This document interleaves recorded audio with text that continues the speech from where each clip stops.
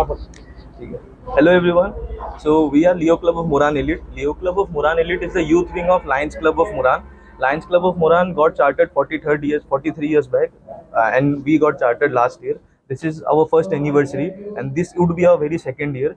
So Leo Club of Moran Elite basically encompasses those activities which not only make us grow in the society basis, but also personally. Let's say we grow as a leader. We are now very good public speaker.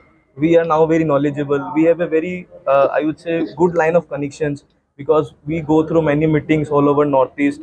Last time we had meeting in Odisha and also Bangladesh, and right now we are having our very multiple convention is Kaziranga itself.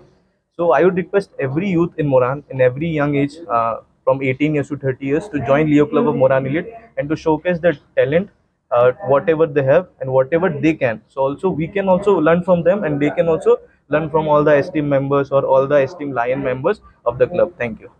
যিটো international Lions club যিটো আছে আমেৰিকাত, তাৰ পৰা যেতিয়া grant হৈ আহে তাৰ পৰা আমাক এটা বেনাৰ দিয়ে। সেই বেনাৰ প্ৰেজেণ্ট কৰাৰ পাছতে এইটো চাৰ্টাৰ বুলি কোৱা হয়। সেইটো আমি আজিৰ দিনটো আছিলে, গতিকে আজি আমি 43 ইয়াৰ্ছ কমপ্লিট কৰিলোঁ। তাৰ উপৰিও এইটো আমাৰ চবতকৈ ডাঙৰ ফাংচন ক'বলৈ গ'লে হেৰি আমাৰ ক্লাবৰ।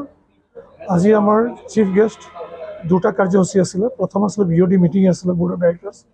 সেই BOD মিটিঙত আমাৰ যিজন ডিষ্ট্ৰিক্ট গভৰ্ণৰ মণিপুৰৰ পৰা আহিছে, কেশৱ সিং নাৰায়ণ আৰ্জা, তেখেত আহিছে। তেওঁ আহি আমাৰ পৰা গোটেই বায়'ডাটা প্লাছ ক্লাব চলাওঁতে কিবা প্ৰব্লেম হৈছে, আমি মেম্বাৰ কেনেকৈ বঢ়াব পাৰোঁ, কিবা ফাণ্ড লাগিব নেকি, কিবা এপ্লাই কৰিব নেকি, এই গোটেই বস্তুটো তেওঁলোকে ৰেকৰ্ডটো আজি লয়, ডাটাবোৰ লয়।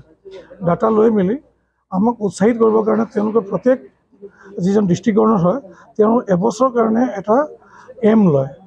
সেই এমটো কি থাকে, তেওঁ মানে চবকে কেনেকৈ মানে উৎসাহিত কৰিব পাৰি তাৰ কাৰণে এটা বেজ দিয়ে।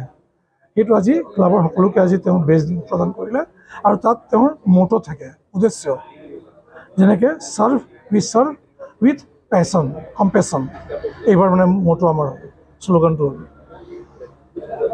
তাৰপিছত আমাৰ 1981 পৰা এতিয়ালৈকে চলি আছে ক্লাব। আমি যিটো ফাণ্ড আমি মেম্বাৰশ্বিপ, এই মেম্বাৰশ্বিপৰ পৰা আমি যিটো পইচা উঠে তাৰ এটা পাৰ্ট ইয়াত ৰাখোঁ, এটা পাৰ্ট আমি ডিষ্ট্ৰিক্টলৈ পঠাওঁ, আৰু এটা পাৰ্ট মাল্টি ডিষ্ট্ৰিক্ট, আৰু ফ'ৰ্থ পাৰ্ট যিটো সেইটো ইণ্টাৰনেশ্যনেলত পঠাবলগীয়া হয়। আৰু প্ৰত্যেক বছৰ আমি ৰিনিউৱেল কৰি থাকিবলগীয়া হয়।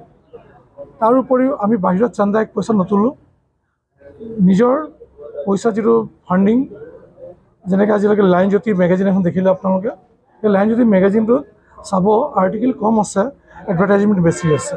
সেই এডভাৰটাইজমেণ্ট যিটো পইচা আমি তোলোঁ, সেই পইচাটো গোটেই বছৰটো ক্লাব চলাওঁ। আৰু চবতকৈ বেছি হ'ল আমাৰ চকু আৰু ডায়েবেটিছ। প্ৰত্যেক বছৰ আমাৰ টাৰ্গেট থাকে 10টাৰ পৰা 12টা আই কেম্প বাগান আৰু গাঁৱলীয়া ভিতৰুৱা এৰিয়াত আমি এটা আই কেম্প পাতি ফ্ৰী অফ কষ্ট গোটেই মানুহৰ চকু অপাৰেশ্যন কৰালৈকে গোটেই আমাৰ দায়িত্ব, চশমা দিয়ালৈকে আমাৰ দায়িত্ব থাকে। গতিকে সেইটো এটা হ'ল। আৰু ছেকেণ্ডটো হ'ল ডায়েবেটিছ। এতিয়া চবতকৈ বেছি বেমাৰ হৈছে ডায়েবেটিছ।